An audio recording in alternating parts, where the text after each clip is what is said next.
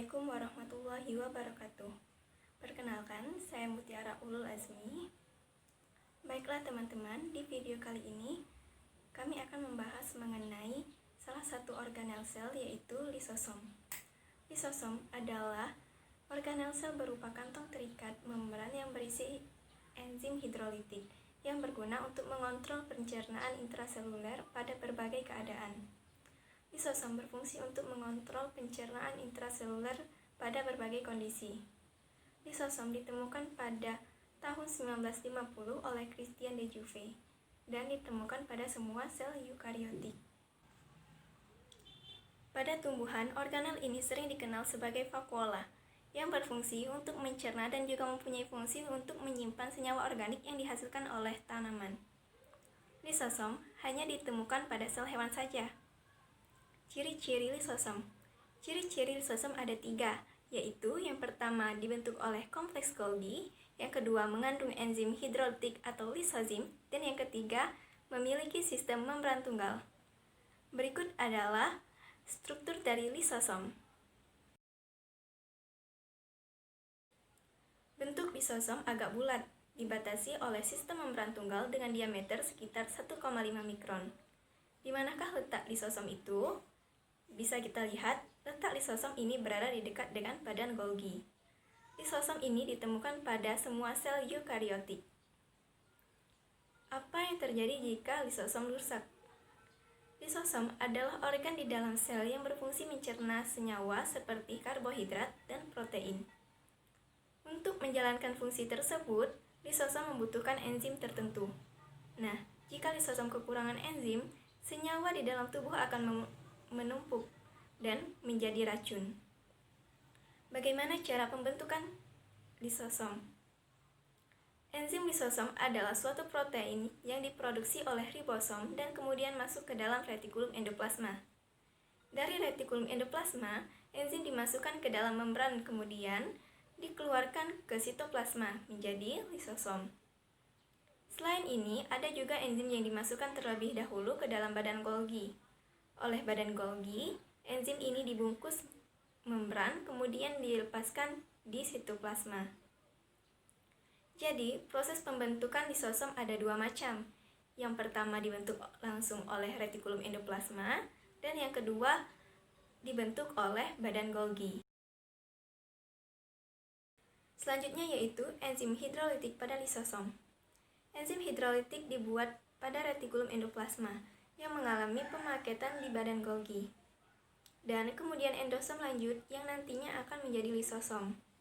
Untuk prosesnya ini, enzim ini mempunyai molekul penanda unik, yaitu manosa 6-fosfat, atau yang disingkat sebagai M6P, yang berikatan dengan oligosakarida terikat N.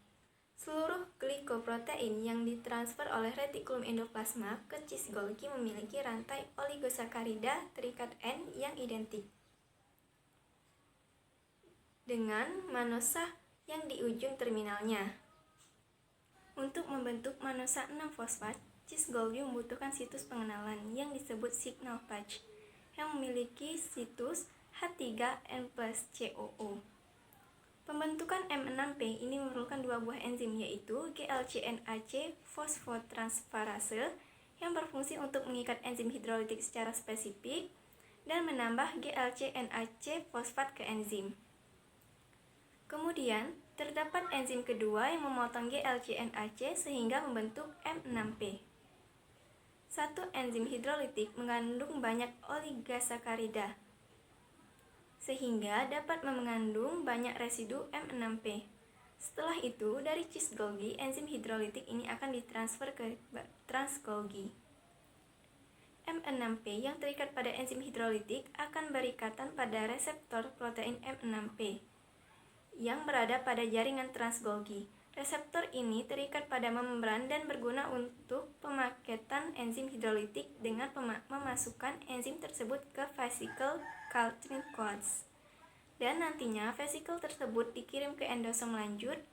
Pemaketan ini pada pH 6,5 sampai 6,7 dan dikeluarkan pada pH 6 pada endosom enzim hidrolitik akan terlepas dari reseptor M6P karena adanya penurunan pH menjadi 5. Setelah terlepas reseptor, M6P akan dibawa oleh vesicle transport dari endosom kembali ke membran Trans-Golgi untuk digunakan kembali. Transport, baik menuju endosom atau sebaliknya, membutuhkan peptida penanda atau signal peptide yang terdapat pada ekor sitoplasmik dari reseptor M6P.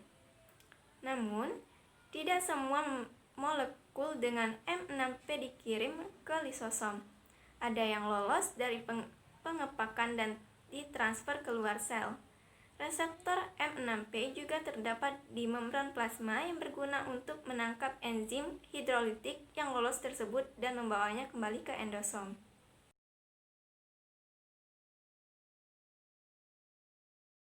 Baiklah, sekarang kita akan membahas fungsi lisosom. Secara umum, fungsi lisosom dibagi menjadi 3. Yang pertama yaitu endositosis. Apa itu endositosis? Endositosis adalah proses memasukkan makromolekul ke dalam sel dan diproses ke dalam enzim hidrolitik. Fungsi lisosom yang kedua yaitu autofagi. Autofagi merupakan suatu mekanisme turunan yang dilakukan pada lisosom terhadap sebuah organel sel yang tidak dapat berfungsi lagi atau rusak, tanpa terjadinya kehilangan bahan kimia sebagai penyusunnya sehingga dapat digunakan lagi dalam sel.